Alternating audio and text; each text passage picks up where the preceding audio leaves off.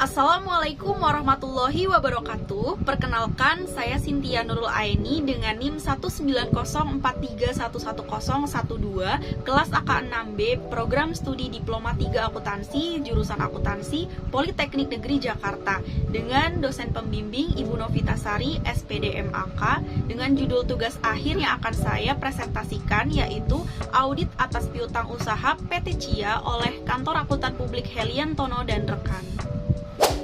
Bab 1. Latar belakang penulisan. Laporan keuangan suatu perusahaan, baik perusahaan jasa, dagang, maupun manufaktur, harus disajikan secara cermat dan tepat, serta terhindar dari kesalahan. Untuk itu, perusahaan perlu melakukan kegiatan pemeriksaan atau audit terhadap laporan keuangan. Jika laporan keuangan perusahaan tidak benar, kecurangan yang terjadi tidak dapat diketahui oleh manajemen perusahaan terkait kesalahan yang benar-benar ada pada laporan keuangan.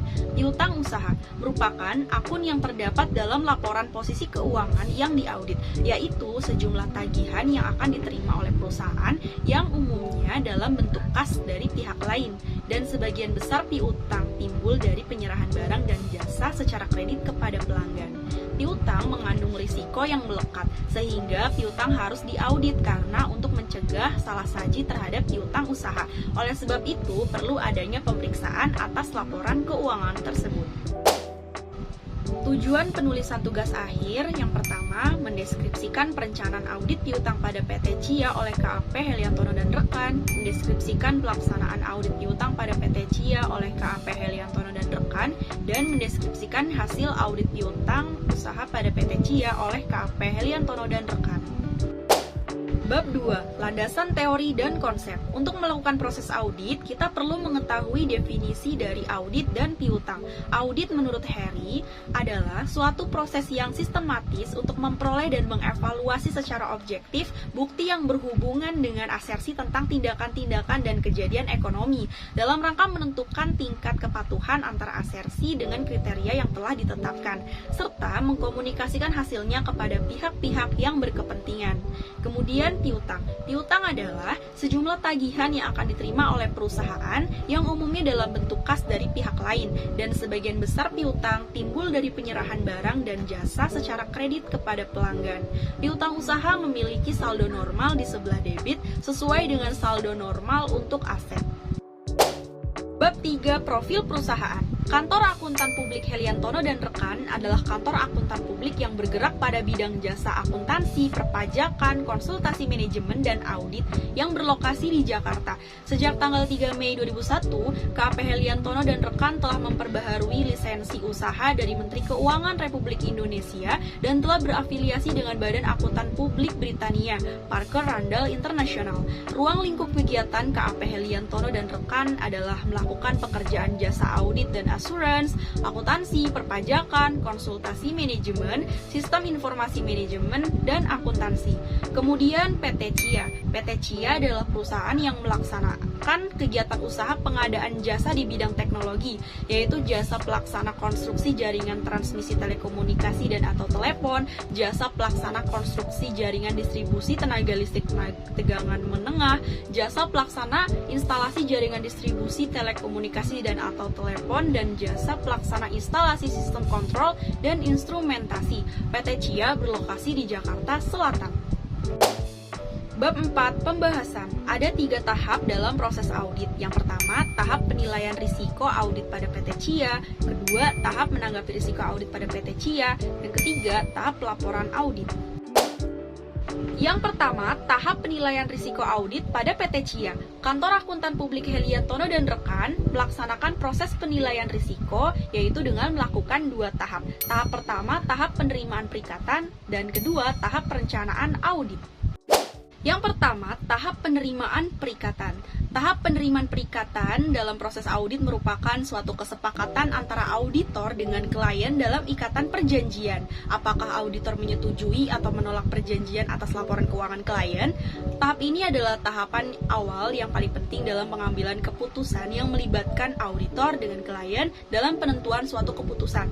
Apakah KAP Heliantono dan rekan akan melanjutkan atau menolak pemberian jasa kepada PT Cia? Maka auditor perlu melakukan beberapa hal sebagai bahan pertimbangan yang harus dilakukan. yaitu melakukan survei pada PT Cia. Dalam melakukan survei pada PT Cia, kita perlu melakukan yang pertama, meminta data PT Cia, kedua, menilai dan mengevaluasi integritas manajemen, ketiga, penelaahan atas isu laporan keuangan, yang keempat, penilaian independensi KAP, yang kelima, penelaahan risiko perikatan audit. Yang kedua, membuat surat perikatan. Setelah melakukan survei dan menentukan untuk menerima perikatan dengan PT Cia, Kantor Akuntan Publik Heliantono dan rekan harus membuat surat perikatan untuk PT Cia. Isi dalam surat perikatan itu meliputi yang pertama, ruang lingkup dan tujuan audit, kedua, tanggung jawab KAP Heliantono dan rekan atau auditor, yang ketiga, tanggung jawab manajemen, keempat, imbal jasa audit dan penagihan, 5, representasi manajemen, 6, penerbitan laporan auditor independen, 7, pembebasan dan ganti rugi, 8, persetujuan. Setelah dilaksanakannya tahap penerimaan dan surat perikatan audit, selanjutnya yang dilakukan adalah tahap perencanaan audit. Berikut ini adalah langkah-langkah yang dilakukan dalam perencanaan audit, yaitu yang pertama, pemahaman bisnis dan industri klien. Pemahaman bisnis dan industri klien dilakukan untuk mendukung proses kedepannya saat melaksanakan audit serta menghindarkan kesalahpahaman dengan klien. PT Cia adalah perusahaan yang berada di Jakarta Selatan yang melaksanakan kegiatan usaha pengadaan jasa di bidang teknologi. Cakupan wilayah PT Cia adalah menangani masalah IoT enabler, IT infrastruktur, network infrastruktur, reporting, dan surveillance infrastruktur di wilayah daerah khusus Ibu Kota Jakarta. Yang kedua, penyusunan tim audit. Berikut ini susunan tim audit KAP Heliantono dan rekan dalam penugasan untuk PT Cia. Partner Ita Sembiring Pandia, SEMMAKCA-CPA, Manajer Denny SE, anggota tim Oktaviani Librianita, Irfan Dwi Nugroho, Salsabila, dan Latifa Nuraini. Yang ketiga, menentukan risiko bawaan atau inherent risk. Auditor menilai bahwa rendahnya peluang untuk terjadinya dampak dari risiko tersebut serta peluang untuk terjadinya risiko juga rendah, sehingga inherent risk pada akun piutang usaha yang dihasilkan tergolong rendah. Alasan inherent risk piutang usaha rendah karena merupakan akun yang terjadi tidak rentan terhadap lingkungan bisnis dan nilai transaksi material piutang usaha sudah sesuai dengan surat konfirmasi dari klien dan laporan keuangan, sehingga keputusan auditor terhadap inherent risk tidak ada risiko salah saji yang material. Yang keempat, melakukan prosedur analitik. Auditor menilai terjadi perubahan penurunan piutang usaha dari tahun 2020 ke tahun 2021 sebesar min 97,5% atau 9.383.617.669. Perubahan tersebut dianggap wajar karena adanya peningkatan penjualan secara tunai. Yang kelima, menentukan tingkat materialitas awal dan risiko audit. Penentuan persentase materialitas sebesar 50%, 70%, dan 3% ditetapkan oleh Kantor Akuntan Publik Heliantono dan rekan berdasarkan professional judgment. Acuan saldo yang ditetapkan sebesar 7.668.138.155. Materialitas diambil atas total aset dengan pertimbangan total aset lebih besar dari total pendapatan. Setelah melakukan tahap menilai risiko, tahap kedua yang perlu dilakukan auditor selanjutnya dalam proses audit adalah tahap menanggapi risiko. Pada tahap ini, KAP Heliantono dan rekan akan merancang tanggapan audit yang efektif dan mengimplementasi prosedur audit yang digunakan atas piutang usaha yang bertujuan untuk menanggapi risiko salah saji yang material yang telah diidentifikasi dan dinilai pada tingkat laporan keuangan maupun pada asersi. Langkah-langkah yang dilakukan oleh KAP Heliantono dan rekan pada tahap menanggapi resiko sebagai berikut. Yang pertama, tujuan audit atas piutang usaha. Kedua, pengujian pengendalian. Ketiga, pengujian substantif. Yang keempat, kertas kerja pemeriksaan. Yang kelima, bukti audit. 1. Tujuan audit atas piutang usaha. Tujuan audit atas laporan keuangan adalah untuk menyatakan pendapat tentang kewajaran dalam semua hal yang material atas laporan keuangan yang disajikan oleh klien. Apakah sudah sesuai dan datanya valid, serta bertujuan untuk membuktikan asersi-asersi manajemen yang dijelaskan pada laporan keuangan tersebut.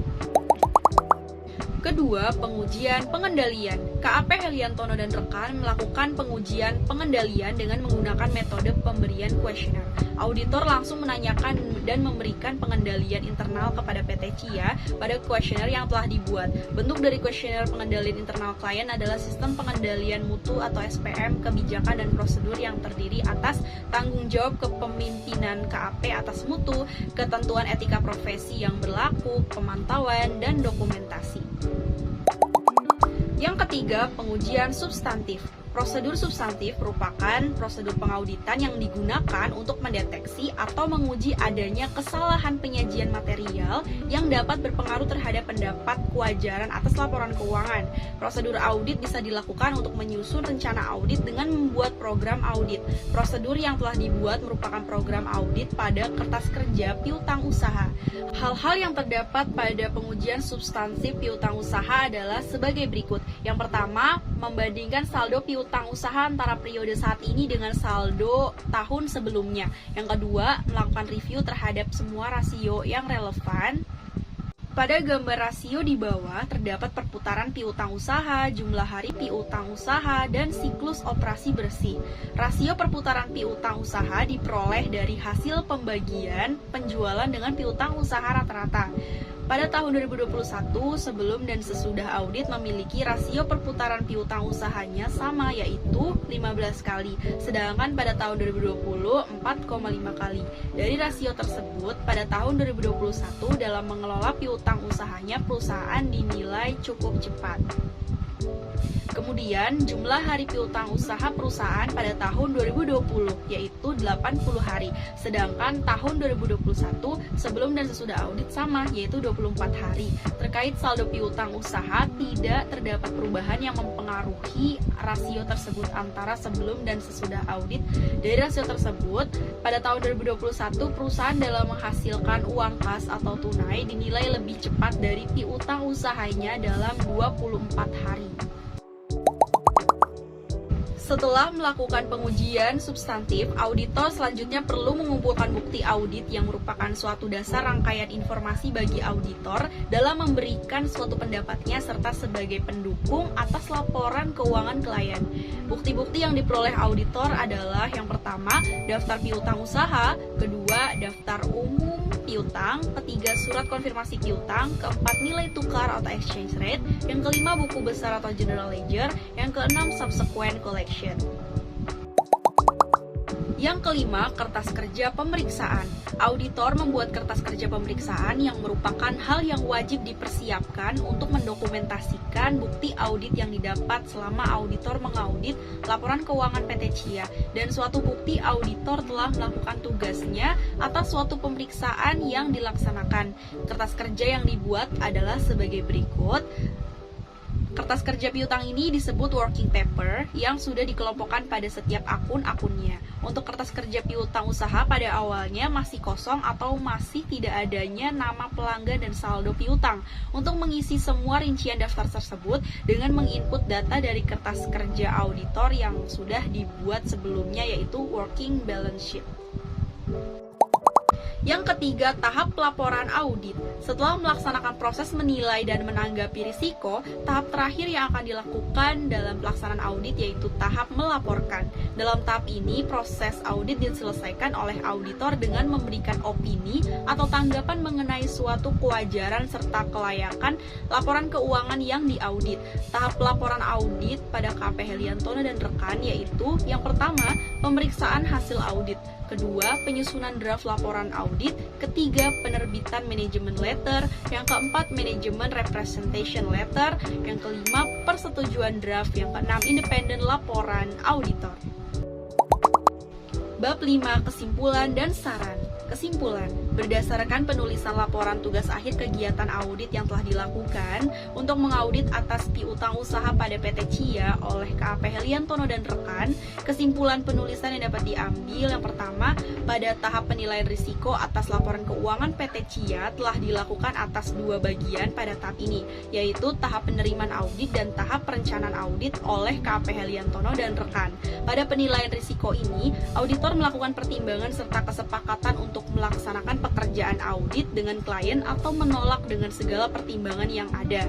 Kemudian, apabila auditor memutuskan untuk melanjutkan pemberian jasa pekerjaan audit dengan klien, maka KAP Heliantono dan rekan mengajukan dengan membuat surat perikatan audit yang berisi ketentuan-ketentuan.